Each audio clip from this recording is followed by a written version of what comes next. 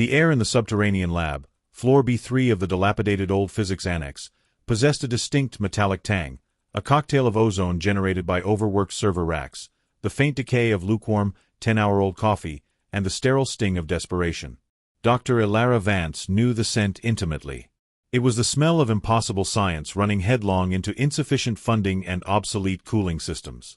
Her world was a cocoon woven from tangled optical fiber, heat sink fins, and the blinding, hypnotic green glow of terminals that perpetually cycled an intractable problem: the signal. It was known only as the whisper. Eldar'i specialized in signal attenuation, the slow, agonizing death of information across vast cosmological distances. But the whisper was something else entirely. It arrived not as a decay, but as a perfectly constructed mathematical phrase, an utterance of such complex, fractal elegance that it defied every known law of entropic information loss.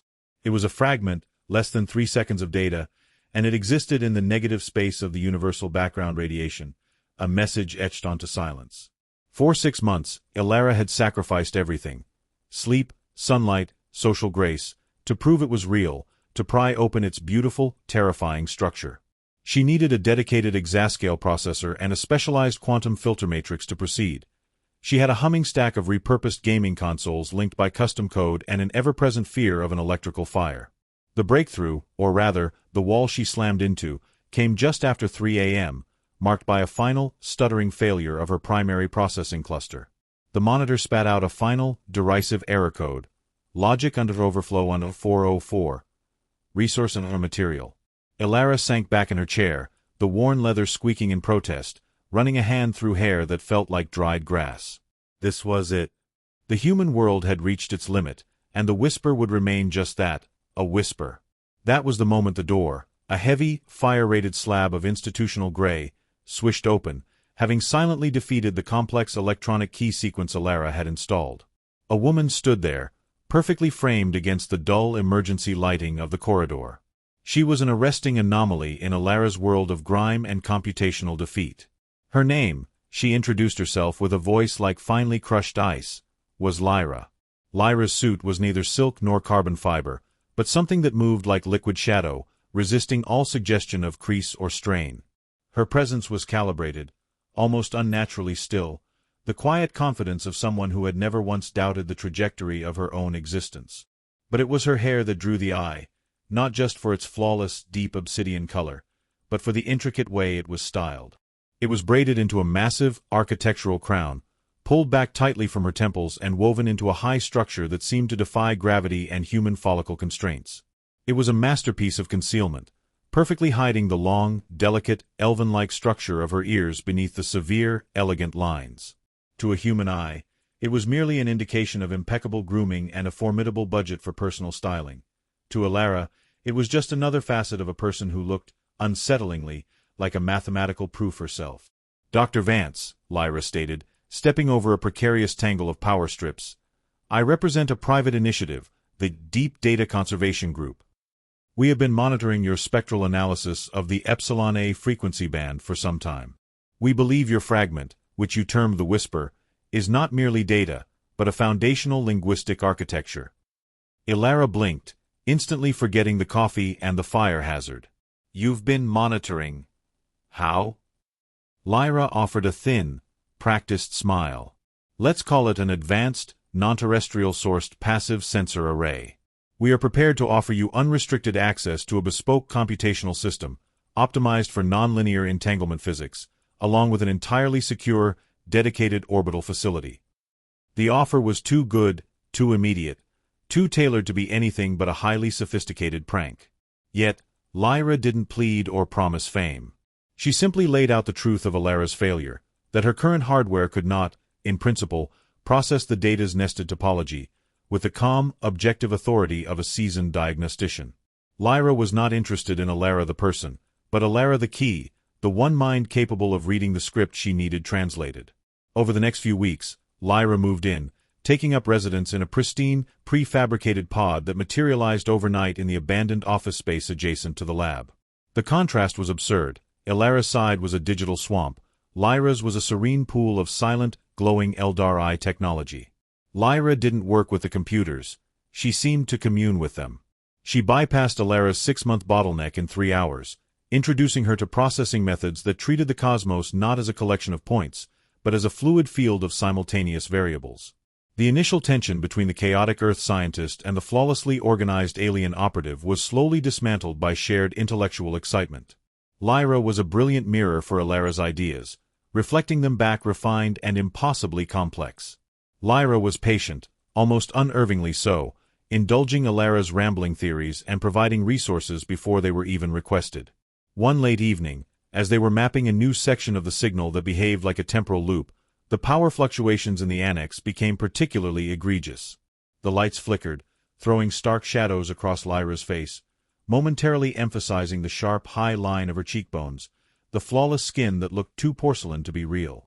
"This infrastructure is intolerable," Lyra murmured, the first true flicker of annoyance Eldar'i had ever witnessed. She pulled out a small, hexagonal object from an inner pocket of her suit. It shimmered with an internal, soft blue light, a tiny, highly complex Eldar'i data storage crystal, containing more information than Eldar'i's entire server farm. Eldar'i was slumped over the desk, utterly exhausted but wired from the breakthrough. She picked up a crumpled pack of nicotine sticks she kept hidden in a drawer, a necessary vice when staring into the computational abyss. "Tell me about it. This place is begging for a fire. You really should take up a bad habit. It helps balance the stress." Lyra's eyes narrowed, a tiny wrinkle appearing at the corner of her mouth as she examined Eldar'i's cigarette. Eldar'i suddenly remembered Lyra had spent one afternoon downloading and meticulously studying human coping mechanisms, late 20th and early 21st centuries.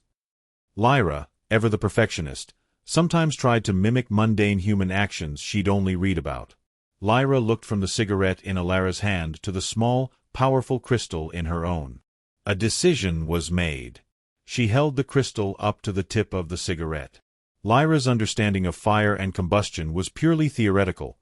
Her knowledge of directed energy application was absolute. She was trying to generate a tiny, controlled plasma arc to ignite the tobacco. The result was not a flame, but a sharp, blinding white zap. The small Eldar'i crystal, designed to contain and regulate terabytes of complex biodata, reacted poorly to being used as a disposable lighter, emitting a harmless but highly embarrassing electrical sizzle that smelled powerfully of burnt sugar and ozone. The ancient, dust-caked smoke detector directly above the desk shrieked immediately, a loud, piercing noise that shattered the silence of the lab. Lyra flinched, her composure momentarily cracking. She dropped the now useless data crystal and instantly smoothed the front of her suit, explaining with robotic calm, "A minor static discharge, Dr. Vance. Inadequate terrestrial shielding combined with unexpected humidity flux. Completely negligible." Eldar'i, who had instinctively grabbed the small fire extinguisher from the wall, more out of habit than need, stood there, shaking with silent laughter. "Right. Negligible. That was $1,000 of specialized computational memory, Lyra. Just use the lighter on the desk, you alien weirdo." She couldn't help the affection in the last phrase. Lyra, who had retrieved the crystal with the tips of 2 immaculate fingers, stared at the cheap plastic lighter with utter incomprehension. The moment was priceless. Lyra, the master manipulator, capable of solving the universe's greatest mysteries, completely defeated by basic pyrolysis. The tension, the inherent distrust that should have lingered, melted away into shared absurdity. Eldar'i had seen Lyra fail, humanly and hilariously, and the tiny mistake made the flawless woman approachable, even relatable. That incident cemented their partnership. Lyra had been attempting to emulate connection. In her failure, she achieved it. "The need for an isolated, stable environment is paramount," Lyra announced the next day, her composure fully restored, but a faint, almost imperceptible shadow of caution now in her eyes. "We activate the Etheria project. I can assure you, Dr. Vance, the lighting systems on board do not react poorly to localized energy applications, nor do the atmospheric regulators fail at the sight of a stray molecule of water vapor." Eldar'i felt the gravity of the decision pressing on her. Leaving Earth, leaving everything. But the alternative was returning to the grinding, desperate grind of the basement, never knowing the final truth of the whisper. And there was Lyra, offering the stars, offering not just the resources but the companionship of the only mind that truly understood the impossible beauty of the math they were pursuing. The thought of that vast, cloaked orbital station, a place where the noise of the world couldn't reach, where the signal could finally be heard, was too tempting. She had been anchored to this basement by scientific obsession. Now Lyra was offering a new anchor, one tethered to the infinite. Eldar'i smiled, a genuine, tired, excited grin. "All right, Lyra. Show me the station. I'll just need 10 minutes to properly shut down the servers, or this entire neighborhood is going to lose power." Lyra nodded, the movement precise. "Understood, Dr. Vance. We depart at 6 o'clock Zulu. Prepare to be required." She used the word required, not wanted, not needed. Required. And in that moment, Eldar'i Vance, tricked, desperate, and brilliant, willingly agreed to the terms of her own magnificent capture. The transit from the cramped confines of the physics annex basement to the cloaked orbital structure known as the Etheria was instantaneous, executed with a flicker of light and a disconcerting lurch of the inner ear that left Eldar'i gasping, convinced she had forgotten to pack her lungs. One moment, she was standing on dusty concrete next to a humming server rack. The next, she was in a vast, cathedral-like docking bay, where the only sound was the faint, harmonious resonance of the station's structural matrix. The scale of the place made her feel like a bacteria on a complex, living machine. The station was not built of terrestrial metal and wires. It seemed to be grown from light. The walls pulsed with a cool, internal bioluminescence, shifting from soft azure to deep amethyst. Hallways stretched away in complex crystalline geometries, silent and unsettlingly clean. Lyra, meanwhile, navigated the environment with the effortless grace of a native species, her perfect suit remaining pristine despite the near-zero-G environment they briefly traversed during the transfer between core rings. "Welcome to the Etheria," Lyra stated, her voice echoing slightly off the crystalline walls. She made a sweeping gesture that somehow encompassed the entire, impossible structure. "This is not merely a research outpost, Dr. Vance. This is a fully self-sustaining habitat, running on a combination of quantum entanglement and localized temporal energy storage. Think of it as a dedicated, permanent residence." The shift in phrasing was subtle, but Eldar'i noticed it. "Permanent." "Optimal longevity requires stability," Lyra replied, smoothly avoiding the question as they moved into the main research dome. "The work we are undertaking, the isolation and amplification of the whisper, could take decades, centuries even. We are not reliant on fragile terrestrial supply lines." Eldar'i finally saw the computational system promised to her. It wasn't a rack of servers. It was a shimmering, multi-layered sphere of light suspended at the dome's center. Data cascaded across its surface in colors that hadn't been discovered on the electromagnetic spectrum yet. It felt less like a tool and more like a sentient observatory. Eldar'i's scientific craving for this ultimate toy was powerful enough to drown out the low, persistent siren of suspicion in her mind. The first week was a dizzying collision of profound discovery and utterly mundane, culture clash chaos. The station's gravity shielding, Lyra explained, was a dynamic, localized simulation, meaning it was not entirely stable. At unpredictable intervals, usually when the main processor pulsed during a heavy data transfer, the simulation would stutter. One afternoon, Eldar'i was attempting to drink a cup of coffee, brewed, miraculously, from a terrestrial-sourced packet she had smuggled aboard, when the gravity simulation hiccuped. The coffee, momentarily weightless, rose from the mug in a perfect, slow-motion sphere of dark liquid. Eldar'i watched in horror. Lyra, who was standing nearby, merely extended a hand. She didn't swat or push the sphere. She generated a localized magnetic field that gently compressed the liquid back into the mug. "Inconvenient," Lyra observed, completely dry. "It seems the temporal sink needs a minor recalibration. For future reference, Dr. Vance, do not introduce large, non-ionized liquids during active processing cycles." Eldar'i, wiping a stray drop from her eyebrow, muttered, "I'm sorry. Is there a chapter on how to drink coffee in an alien habitat in the station manual? Because I missed the orientation." Lyra had no response for that, though Eldar'i noted her lips tightened in a way that suggested Lyra was processing a vast database of sarcasm and finding no appropriate counter-argument. These small, humanizing moments were Lyra's undoing, or rather, her most effective tools. The Eldar'i operative, she realized, was brilliant but fundamentally ill-equipped for improvisation or cultural nuances. This rigidity extended to the matter of sustenance. The station's food synthesizer was engineered for maximum Eldar'i nutritional efficiency.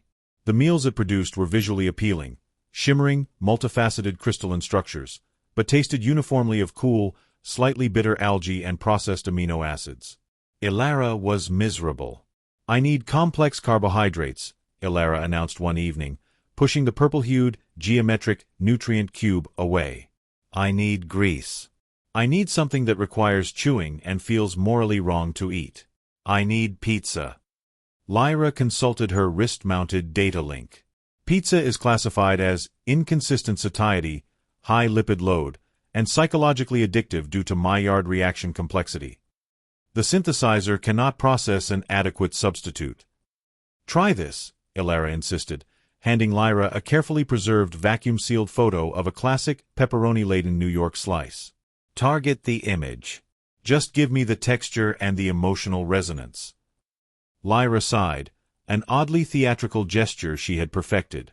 She keyed the image into the synthesizer, which whirred with Eldar'i determination. The door hissed open, and the platform presented a single object, a perfect, tiny, geometric cube. It was black, approximately 3 centimeters squared, and tasted exactly like the feeling of extreme disappointment mixed with iron. Lyra looked at Eldar'i, her dark eyes devoid of humor. It determined that emotional resonance meant replicating the elemental density of the image's source file, Dr. Vance. "I am afraid the machine lacks the capacity for culinary nostalgia." Eldar'i burst into genuine, unrestrained laughter, a sound that seemed loud and coarse in the pristine dome. "Okay, fine. I'm going to go eat my tasteless sadness cube, but tomorrow, I'm trying to synthesize a potato." Despite these light-hearted failures, Eldar'i was slowly becoming more observant of Lyra's meticulous control. Lyra's perfect hair, never ruffled, was a perpetual source of fascination. Eldar'i caught herself often staring at the precise line where the thick, obsidian hair met the flawless skin of Lyra's temple, noticing that the elaborate braid didn't just look complicated, it looked engineered. It sat too perfectly, too rigidly, concealing the alien ears that Eldar'i had only imagined based on Lyra's non-human nature. Lyra was always still, always composed, and Eldar'i realized that the few times Lyra did move quickly were only in response to sudden, sharp, terrestrial noises, a dropped tool, a sudden atmospheric pressure change. Her hearing was impossibly acute. The near exposure happened deep into the second week. They were routing a filter query to isolate the base zero metric of the whisper, a process that demanded maximum processor commitment. The entire station hummed with stressed energy. Lyra had predicted the signal would require this level of focus, but she hadn't accounted for the sudden environmental feedback. As the crystalline sphere flared with light, the station's atmospheric stabilizer, a function usually relegated to low-priority maintenance, malfunctioned catastrophically.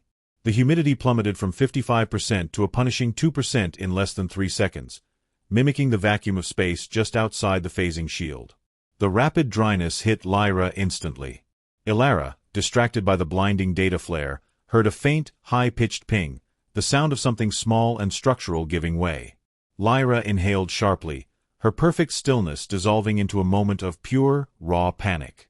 Before Eldar'i could turn fully, Lyra had slapped a hand to the side of her head, but it was too late. A single, heavy coil of the intricate braid had sprung loose at the temple, pulled down by the sudden lack of air-induced moisture, and for a terrifying, heart-stopping fraction of a second, Eldar'i saw it. Not just a faint outline, but the full, elegant curve of a long, pointed ear, sweeping back from the side of Lyra's head like a pale, sculpted seashell. It was beautiful, impossible, and utterly alien.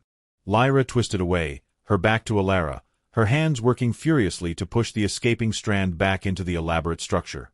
"Lyra? What was that?" Eldar'i demanded, her voice suddenly high and tight. Lyra took 2 slow, calculated breaths before turning back, her face a mask of strained composure. The hair was fixed, the facade reset, though a single bead of moisture that couldn't possibly be sweat traced a path down her cheek. "Terrestrial components," she ground out, her voice unnaturally flat. "They are frankly disastrous. That was a high-tensile fiber strand in the weave of my suit fabric, Dr. Vance. The rapid desiccation causes the protein structure to fail and recoil violently. Most irritating." Eldar'i stared at her, still processing the split-second anatomical impossibility she'd witnessed. She knew it was a lie. The object had moved with too much organic grace, and Lyra's reaction had been too sharp, too visceral, for a mere suit malfunction. But the sheer absurdity of the excuse, blaming her panic on a fabric tensile failure, was so perfectly Lyra, and so detached from human reaction, that Eldar'i found herself doing the unthinkable. She mentally filed the observation under Lyra's non-human traits and didn't press the issue. "Right," Eldar'i said, shaking her head as she returned to the console, the moment of tension diffused not by reassurance, but by extreme, technical ridiculousness. "Your suit fiber is irritable." "Duly noted. But now can we please filter the noise? Because whatever that sudden atmosphere drop was, it just gave me a clean reading of the base structure." Lyra's gaze lingered on Eldar'i for a moment, a look of unreadable intensity, before she nodded, the smallest muscle twitching beneath her perfectly smooth, concealed temple. Eldar'i hadn't been fooled, but she had been distracted, drawn in by the pursuit of the signal. The moment of near exposure had only intensified the strange, necessary bond between them. They were alone now, orbiting the Earth, two minds bound by a secret only one of them knew, speeding towards a truth neither could fully comprehend. The trap was sprung, and Eldar'i, despite seeing the teeth, was still hungry for the bait.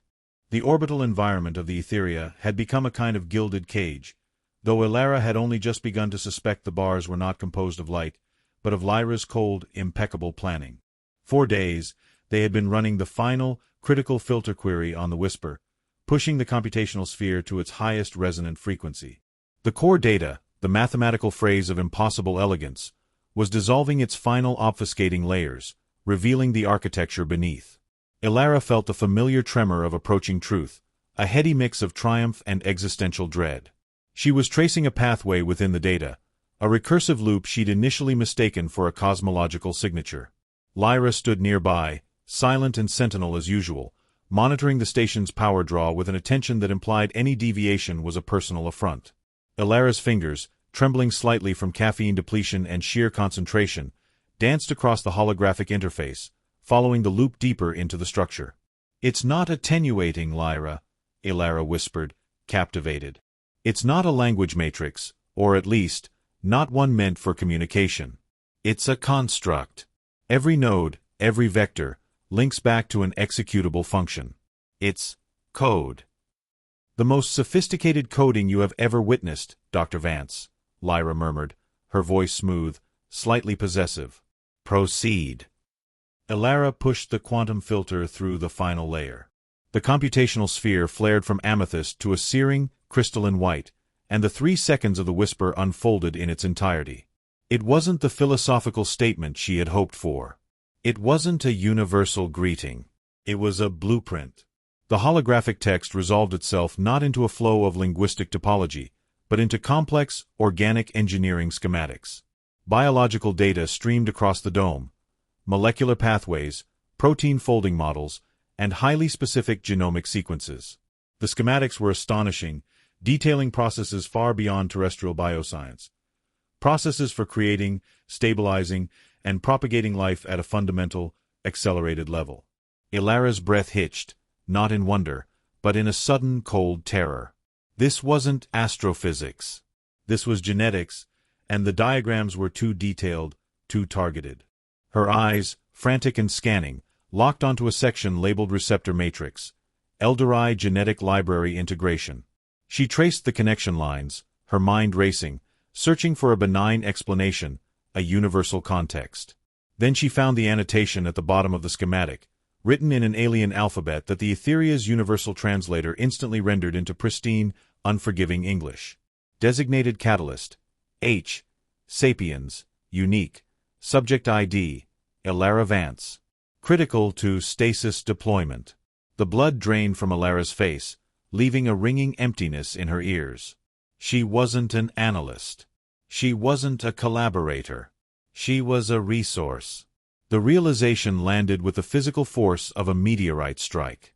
Every kindness, every shared moment of scientific delight, every perfectly synthesized cup of bitter anti-pizza cube, it had all been a tool, a calibrated maneuver to secure the designated catalyst.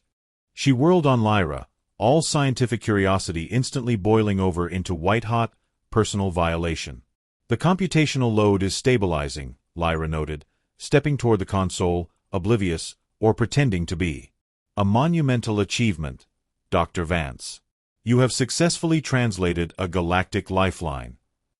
Don't take another step, Eldar'i hissed, her voice low and dangerous. She didn't have a weapon, but she had the truth, and for the first time, she felt like the one with the superior, devastating force. Don't you dare touch that display. Designated catalyst. My genetic profile is cited here. I am not the translator, Lyra. I am the text. What is this station really doing? And who, in God's name, are you? Lyra stopped, her perfectly composed posture momentarily freezing, like a statue realizing the pedestal beneath it was crumbling. She didn't attempt to lie further. The sheer, undeniable reality glowing from the schematics rendered verbal denial pointless. The deception, maintained with impossible focus for months, was over. Lyra took a slow, deliberate step back from the glowing sphere, her movement unervingly precise. The smooth, practiced mask of human composure fractured. For the first time, Eldar'i saw the exhaustion, the centuries of strain, held captive behind the Eldar'i operative's eyes. The necessity of the situation precluded candor, Eldar'i, Lyra said, her voice dropping an octave, losing its practiced icy timbre. You have performed precisely as predicted. The Eldar'i library is secure. Secure what? What is the Eldar'i library? Eldar'i demanded, gesturing wildly toward the glowing blueprint of her own DNA. Tell me the truth, Lyra. All of it. Lyra reached a hand up, not to strike, but to lightly touch the massive, architectural braid that had been her constant, elegant shield. There was no struggle, no panic this time. It was a conscious, controlled decision. With a soft, almost imperceptible click, she deactivated the microscopic magnetic fasteners and the low-level shimmer of the skin-tight concealment field woven into the fibers. The intricate, heavy structure of hair fell away from her temples, cascading down her back like a liquid sheet of darkness. The light of the Eldar'i schematics illuminated the side of her head. Lyra's ears were revealed. They were long, impossibly elegant, tapering to a sharp, flawless point, sweeping back with a biological geometry that was utterly non-human. They were breathtaking, a terrifying statement of difference, far beyond the slight, stylistic points of elven folklore. They were the perfect auditory sensors of an ancient, hyper-evolved species. Eldar'i stumbled back, the visual impact momentarily eclipsing the intellectual shock of the betrayal. It was the confirmation she had suspected, yet seeing it made the orbital station, the advanced tech, and the terrifying schematics suddenly, irrefutably real. I am Lyra, of the Eldar'i. We are not a consortium, Eldar'i. We are a handful of last survivors, and the Etheria is our ark, Lyra confessed, her new, deeper voice vibrating with genuine emotion, or perhaps excellent mimicry of it. Our civilization, in its pursuit of perfect logic and genetic control, reached an evolutionary dead end. We cultivated intelligence and order so flawlessly that we bred out the necessary, chaotic variables that drive biological adaptation. We are dying of perfection. The Eldar'i genetic library is the stored genome of our species, and it is failing, stagnant. Lyra gestured back toward the screen where Eldar'i's profile glowed. Your species, Homo sapiens, is a beautiful, messy catastrophe of genetic diversity. Your DNA, your unique combination of robust, chaotic sequences, is the necessary code to introduce vital variables back into our failing library. You are the perfect biological key, Eldar'i. We needed you not for your mind, but for your intrinsic, fundamental messiness. The insult, delivered with the gravity of galactic history, stung Eldar'i deeply. You abducted me. You fooled me into orbital capture because I'm genetically messy. Willing participation was essential, Lyra countered, her elven ears twitching almost imperceptibly as she spoke, an unsettling sight. The assimilation process requires full, non-coerced biological and psychological readiness. You had to believe you were here by choice. You had to be intellectually engaged. It was not personal, Eldar'i. It was a requirement of our survival protocols. Eldar'i's scientific mind, despite the horror, was already dissecting the data, searching for an exit. She realized the true vulnerability of the Eldar'i. They were so dependent on logic and specialized systems that they had no contingency for the spontaneous, the illogical. She decided to exploit Lyra's procedural rigidity. The assimilation process requires my active participation, Eldar'i argued, seizing on Lyra's phrasing. You just said, non-coerced. And I assure you, my willingness has just dropped to a quantum zero. Before Lyra could respond with another perfect, cold logic bomb, Eldar'i bolted. She didn't run towards an exit. She ran toward the station's central environmental control nexus. A console she'd noticed was protected by a purely mechanical lock in case of Eldar'i electromagnetic failure. She slammed her body against the door, fumbling for the tiny, almost invisible access panel. Lyra didn't chase her. She simply moved, a blur of impossible speed, covering the distance in 3 silent strides. But Eldar'i was already at the panel, pulling open the access port that exposed the maintenance wiring. She needed an EMP, something simple, something electrical that could overload the Eldar'i's smooth, crystalline systems. She ripped out a handful of insulated terrestrial wire she'd kept in her pocket, a souvenir from the old lab, just in case, and jammed the ends together, attempting a rudimentary, sparking short. The Eldar'i wiring was not metal. It was a dense, bioconductive fiber that hummed faintly under the stress of the short circuit. Instead of sparking, the alien wire simply grew brighter, absorbing the energy and redirecting it into the floor. Eldar'i felt a dull thrumming sensation in her palm as the energy dissipated harmlessly. Her Earth logic solution had been instantly nullified by Lyra's species' advanced material science. Dr. Vance, that is inefficient, Lyra stated, standing perfectly still behind her. The station architecture is fully bioconductive. It treats electrical surge as a nutrient. You are effectively feeding the problem. Eldar'i spun around, breathing hard, looking for anything, any human flaw to exploit. Lyra stood there, utterly calm, the elven ears slightly lowered, not in fear, but in what looked like profound, weary resignation. You really thought a short circuit would halt a technology capable of cloaking a starship in low orbit? Lyra asked, a hint of something that might have been gentle mockery entering her voice. She reached out, her grip surprisingly soft, and took the useless coil of wire from Eldar'i's trembling hand. You are valuable, Eldar'i. Too valuable to injure with such crude terrestrial methodologies. Lyra then did something profoundly unsettling. She didn't restrain Eldar'i with force. She simply drew Eldar'i into an embrace, a sterile, controlling hold that was more clinical than intimate. Eldar'i struggled for a moment, hitting the unyielding fiber of the Eldar'i suit, but it was like struggling against gravity itself.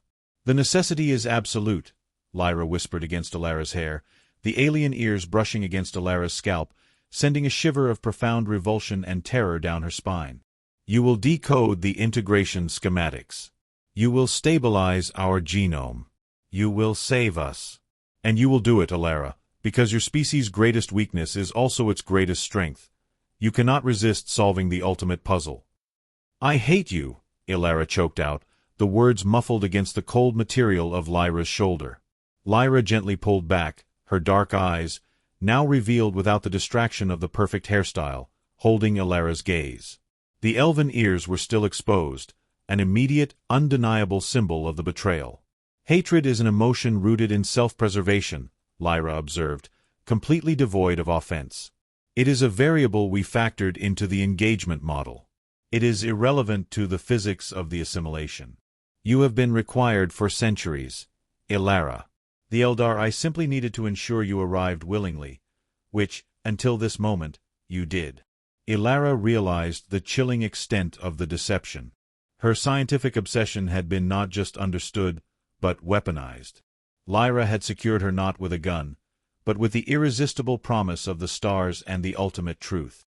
As Lyra led her, gently but firmly, back towards the glowing, terrifying schematics, Eldar'i knew the chase was over, and the real work, the work of survival and synthesis, was about to begin. The magnificent trap had fully closed. The immediate, blazing rage that had seized Eldar'i in the corridor subsided, cooled not by Lyra's explanation but by the sheer, overwhelming intellectual magnitude of the problem. Lyra, the deceiver with the impossibly elegant pointed ears now fully visible, led her back to the glowing crystal sphere console. The holographic schematics still detailed Eldar'i's genetic profile as the critical catalyst. Eldar'i sank into the nearest ergonomic seat, not as a prisoner, but as a scientist faced with the ultimate, terrifyingly intimate puzzle. Her personal violation was momentarily shelved beneath the professional challenge. "Explain the stagnation," Eldar'i commanded, her voice husky but steady. She pointed at the Eldar'i library schematics, a massive, inert crystalline structure visible through the dome's transparent floor, embedded deep within the Etheria's core. Lyra, standing over her, the high curves of her elven ears casting sharp shadows under the primary lighting, began to speak with the chilling clarity of history. "Our civilization, in its pursuit of logical efficiency, evolved beyond redundancy. We specialized. We achieved perfect order in our genome, stabilizing every variable that caused disease, inefficiency, or, critically, random mutation. We eliminated the mess, Eldar'i. We became a self-correcting machine that could not adapt to novel external threat. When a rogue cosmological variable, a specific pervasive form of stellar radiation, began to destabilize the crystalline matrix of our stored library, we had no mechanism for spontaneous counter-evolution. We were too perfect to survive. So you need me to reintroduce the mess," Eldar'i summarized, the corners of her mouth twitching in a grim, self-deprecating smile. "I'm the biological equivalent of a system crash that actually fixes the core operating system." "Precisely," Lyra confirmed, completely missing the sarcasm. "Your genome contains the complexity, the redundancies, the sheer volume of non-essential sequencing that allows for rapid, unpredictable adaptation. You are the chaos variable required to induce a viable, self-correcting evolutionary leap in the library before it completely degrades." The true horror of the situation was replaced by a kind of professional detachment. Eldar'i realized she couldn't escape, but she could control the variables of her captivity. Her life on Earth, her basement lab, the lukewarm coffee, it was all gone. She was now the single most important genetic resource in the known galaxy, and her power lay in her knowledge of the process Lyra needed to enact. "If the process requires my willing participation for psychological and biological stability, as you claimed, then we proceed under my conditions," Eldar'i stated, pushing her chair closer to the console. "First condition, I maintain full, unrestricted access to the assimilation sequence code.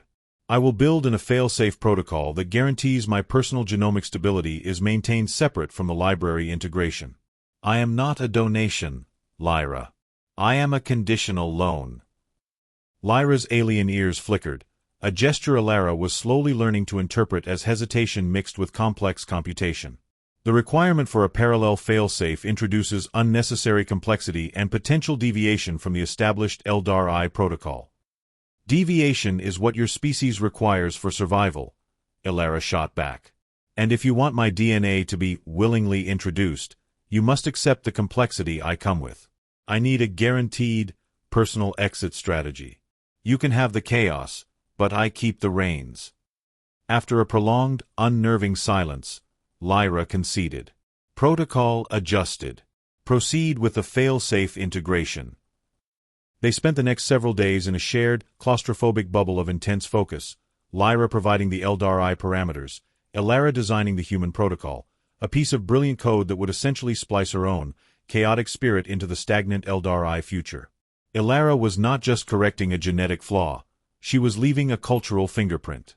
The close quarters, now that the colossal secret was out, led to bizarre, jarring moments of dark humor.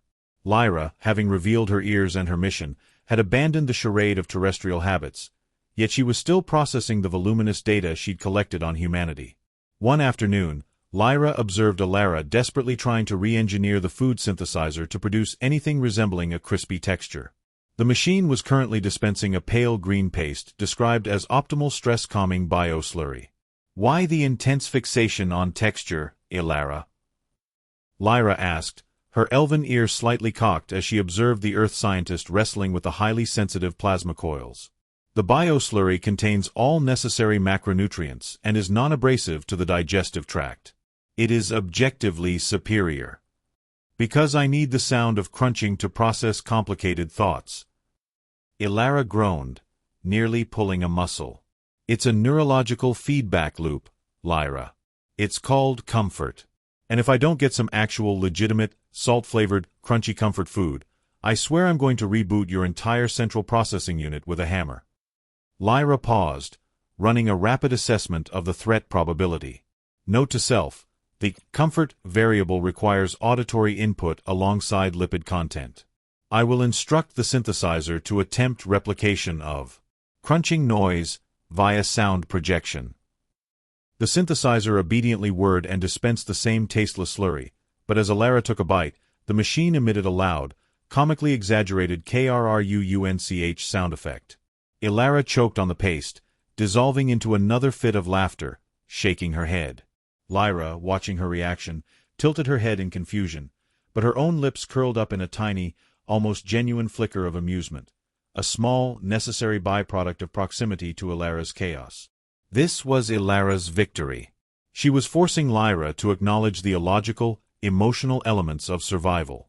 She realized that Lyra, in all her perfection, desperately needed her not just for her DNA, but for the inherent unpredictability of her personality. The day of the integration arrived. The Etheria shimmered under the load, its phasing shield momentarily flickering as the core power was diverted to the Eldar'i library. Eldar'i stood before the crystalline console, ready to execute her code. She had woven two key elements into her human protocol: the genetic redundancy loop for her personal protection, and, more subtly, a small, elegant string of code she labeled the spontaneity vector. This vector was designed to ensure the future Eldar'i genome included not just adaptation, but a predisposition towards humor, curiosity, and non-essential, inefficient emotional response. She wasn't just saving them, she was making them a little more human. Lyra stood beside her, the anxiety of a dying civilization concentrated in her still posture. Her elven ears were rigid, pointed upward in concentration. "Execute sequence," Lyra murmured, her voice tight. "This is the final window. Failure means extinction." Eldar'i's fingers moved across the interface, executing the primary Eldar'i sequence. The crystalline library beneath them flared into existence, a blinding light that swallowed the dome. Eldar'i felt a momentary, dizzying pull, a sensation of her very molecules being analyzed and copied. As the Eldar'i code began its consumption, Eldar'i swiftly initiated her own protocol. / initiate human protocol. 1.0 / redundancy loop secured. / SPO vector. Injecting chaos coefficient. A pulse of unexpected energy surged back from the library, momentarily overloading the Etheria's primary display. The console sputtered, and Lyra flinched, bracing for system failure. "What was that?" Lyra demanded, her voice betraying fear. "That," Eldar'i said, wiping a sudden cold sweat from her brow, "was the Eldar'i genome meeting an element of surprise for the first time in 10,000 years. We're in." The assimilation completed in a wash of soft, warm light. The library, which had been cold and crystalline, now pulsed with a faint, internal golden glow. The schematic shifted, no longer highlighting Eldar'i as the catalyst, but simply listing the system as genome stable. Self-correcting protocol active. The mission was successful. Eldar'i had saved them, and in doing so, had secured her own place. Lyra stared at the screen, then slowly turned to Eldar'i, her alien features softened by what looked like profound relief. The elegance of her ears was still striking, but they no longer seemed threatening. They just looked like Lyra. "You are safe," Lyra stated, her voice returning to its normal, controlled cadence. "The failsafe is recognized and secured. The Eldar'i library has achieved necessary genetic variability. You have given my species a future, Eldar'i Vance." Eldar'i nodded, exhaustion hitting her like a physical blow. She looked down at her wrist, where she was still wearing the chunky, Earth-era fitness tracker she'd smuggled aboard, a pointless gesture in this world of weightlessness and synthesized perfection.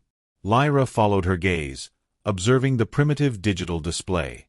A flicker of genuine curiosity, a new, less practiced emotion, crossed her features. "You realize that device tracks your kinetic displacement, yes?" Lyra remarked, a faint, almost genuine smile playing on her lips. "On this station, where a centimeter is meaningless due to the environmental shielding, you have accumulated the equivalent of 3 full orbits around Earth today. Your personal efficiency metric is entirely compromised. Eldar'i looked Lyra straight in the eye, feeling the hard-won sovereignty radiating from her core. She was still aboard an alien ark, captive by circumstance, but she was no longer a victim. She was essential. "I have to hit my 10,000 steps, Lyra," Eldar'i replied, her voice deadpan. "I may have just saved a dying civilization and rewritten the evolutionary history of the galaxy, but I still have standards, and that little buzzing vibration gives me a profound sense of temporal continuity." "You wouldn't understand." Lyra paused, her elven ears dipping slightly in confusion, then rising again in a subtle acknowledgment of the illogical truth. "Perhaps not," she admitted. "But I have found that with you, the lack of understanding is often the most intriguing variable." The two shared a brief, weary chuckle, a sound that for Lyra was still a little too precise, but for Eldar'i felt like a bridge finally built across the gulf of interstellar deceit. Eldar'i had lost her old world, but she had gained an entire universe, and the strange, high-stakes partnership with the beautiful alien woman who required her genetic messiness was just beginning. She was captive, but she was free to explore the final frontier, and for a scientist like Eldar'i Vance, that was the only freedom that ever mattered.